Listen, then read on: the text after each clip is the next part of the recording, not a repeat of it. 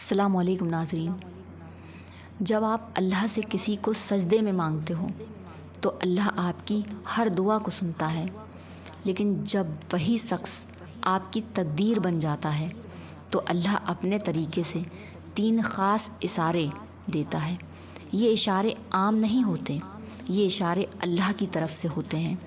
وہ اشارے جو دل کو سکون دیتے ہیں، جو ہر الجھن کو صاف کر دیتے ہیں۔ نشانی نمبر 1، دل کا سکون۔ جب آپ کا دل کسی کے لیے ہر دفعہ سکون محسوس کرے تو سمجھ جائیے وہ دل اللہ کی طرف سے ہلایا گیا ہے۔ جب ہر نماز کے بعد ایک ہی نام آپ کے دل میں آتا ہو، جب سجدے میں وہی چہرہ ہو جسے آپ نے دعاؤں میں مانگا ہو، جب آپ اس کے بنا بھی اس کے ساتھ محسوس کریں، تو یقین مانیے وہ محبت دنیا کی نہیں، روح کی ہوتی ہے۔ آپ کو نہ اس سے بات کرنی ہوتی ہے، نہ اسے دیکھنا ہوتا ہے، بس اس کا ذکر ہی کافی ہوتا ہے۔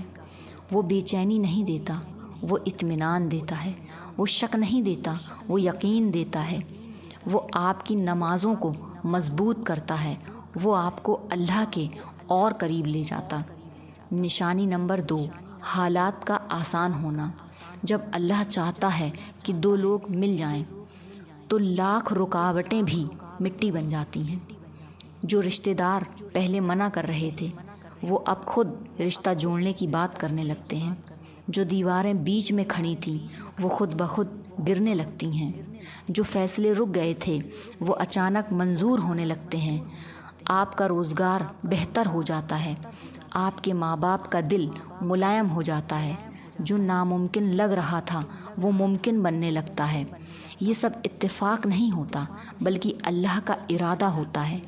نشانی نمبر 3، تسلی کا اشارہ۔ جب آپ الجھن میں ہوتے ہیں تو اللہ کبھی آپ کو اکیلا نہیں چھوڑتا۔ وہ کسی خواب کے ذریعے بولتا ہے، کبھی کسی کتاب کے ذریعے، کبھی کسی غیر کی زبان سے، کبھی کسی نصیحت سے۔ آپ کو بار بار ایک ہی بات سنائی دیتی ہے، صبر کرو، تمہارا وقت آنے والا ہے۔ کبھی آپ ایک ہی آیت بار بار سنتے ہیں جو آپ کے دل کی حالت بیان کرتی ہے۔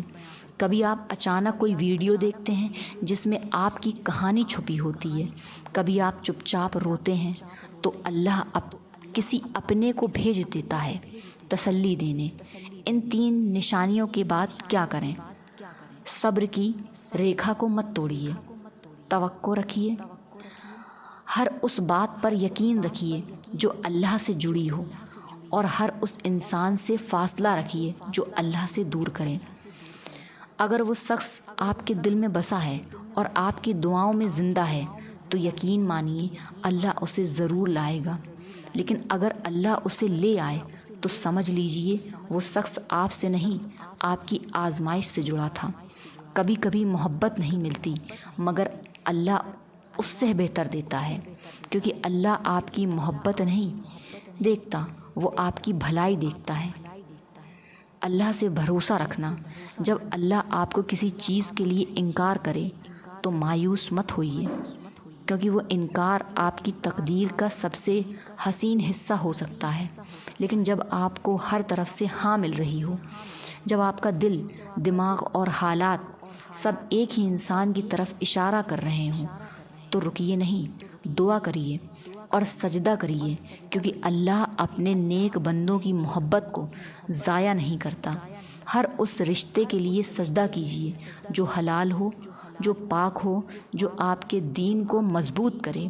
اگر آپ کی محبت آپ کو اللہ سے دور کرے تو وہ محبت نہیں، فتنہ ہے، اور اگر آپ کی محبت آپ کو سجدوں میں لا دے تو سمجھ لیجئے وہی ہے جو اللہ نے آپ کی روح کے لیے لکھا ہے۔ ختم ہونے سے پہلے ایک بات یاد رکھیے، اللہ سب کو محبت دیتا ہے، مگر وہ محبت سچے دل سے مانگی جاتی ہے، وہ محبت تقدیر بن جاتی ہے۔